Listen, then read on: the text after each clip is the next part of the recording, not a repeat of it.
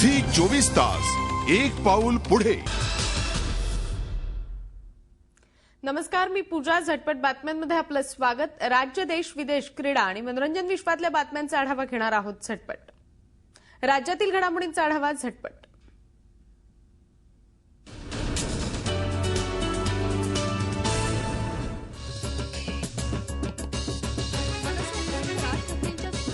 अण्णांमध्ये मतभेद निर्माण झाले। कृष्णकुंजवर जाऊन गुरुवारी अण्णांनी राज यांच्या कार्यपद्धतीचं तोंड भरून कौतुक केलं।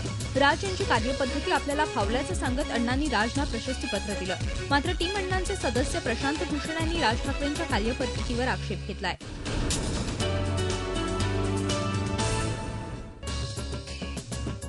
टिळक भवनमध्ये जिल्हा आणि ब्लॉक समितीच्या सदस्यांनी राहुल गांधींसमोर तक्रारींचा पाढा वाचला।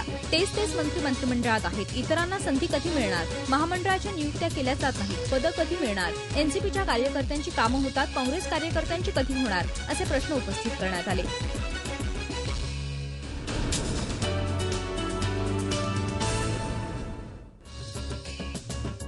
गिरणी कामगारांच्या घरांच्या प्रश्नावरून गिरणी कामगारांनी राहुल गांधी यांच्यासमोर निदर्शनं करत आपल्या मागण्यांकडे लक्ष वेधून घेतलं। काँग्रेसचं मुख्यालय असलेल्या टिळक भवन येथे राहुल गांधी यांचा कार्यक्रम सुरू असताना कामगारांनी निदर्शनं केली।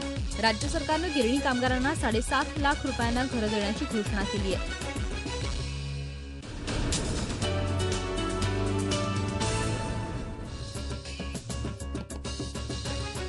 राज्याच्या दौऱ्यावर असणाऱ्या राहुल गांधींवर टीका होते। केवळ दौरे करून उपयोग नाही, तर दुष्काळ निवारणासाठी ठोस उपाययोजना हव्यात, असं मत खासदार उदयनराजे भोसले यांनी व्यक्त केलंय।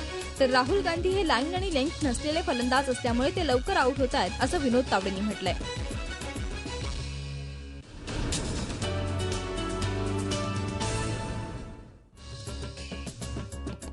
निवृत्तीनंतर राष्ट्रपती पुण्यात राहायला येणार नाही। पुण्याच्या खडकी भागात बांधकाम सुरू असलेली बंगल्याची जागा परत करण्याचा निर्णय राष्ट्रपतींनी घेतलाय। पंतप्रधान डॉ. मनमोहन सिंग यांना पत्र लिहून राष्ट्रपतींनी आपला निर्णय कळवलाय। ही जमीन राष्ट्रपतींना देण्यास जवानांच्या संघटनांनी विरोध दर्शवला होता।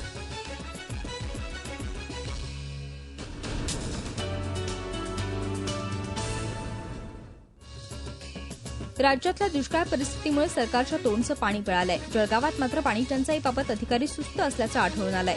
याबाबत पाणीपुरवठा मंत्र्यांनी बोलावलेल्या आढावा बैठकीत त्याचाच प्रत्यय आला। पाणी टंचाईची स्थिती निवारण्याबाबत अधिकाऱ्यांमध्ये समन्वय नसल्याचं या बैठकीतून समोर आलं।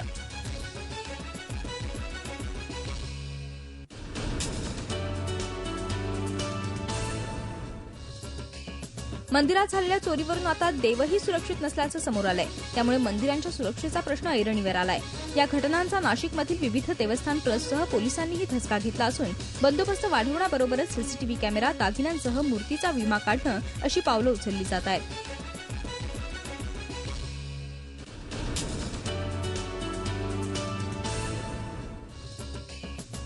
चंद्रपूर जिल्ह्यातल्या सिंदेवाही तालुक्यातल्या घनदाट जंगलाचा परिसर असलेल्या पळसगाव वन परिक्षेत्रात एक पट्टीदार वाघ मृतावस्थेत आढळल्यानं खळबळ उडाली आहे। इतकंच नव्हे तर या वाघापासून काही अंतरावरच एक वाघ जिवंत अवस्थेत सापळ्यात अडकलेला आढळलाय।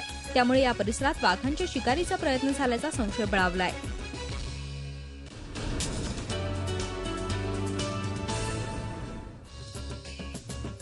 निफाडमधील शिवार गावातून बिबट्यानं एका 5 वर्षाच्या मुलीला उचलून नेल्याची धक्कादायक घटना घडली आहे। पल्लवी सानप असं उचलून नेलेल्या मुलीचं नाव आहे।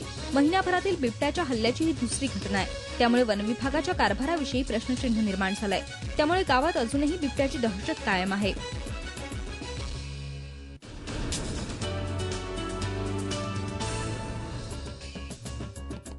दक्षिण मुंबईतल्या काळबादेवी परिसरातल्या भगवान गोडी पार्श्वनाथ जैन मंदिराला 200 वर्ष पूर्ण झाली आहेत। या निमित्ताने मंदिराला अशा प्रकारे सजवण्यात आलंय। खास गुजरात आणि राजस्थानहून आलेल्या कलाकारांनी हे मंदिर सजवलंय।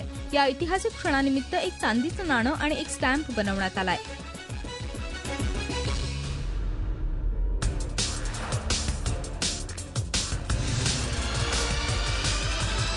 झी 24 तास एक पाऊल पुढे।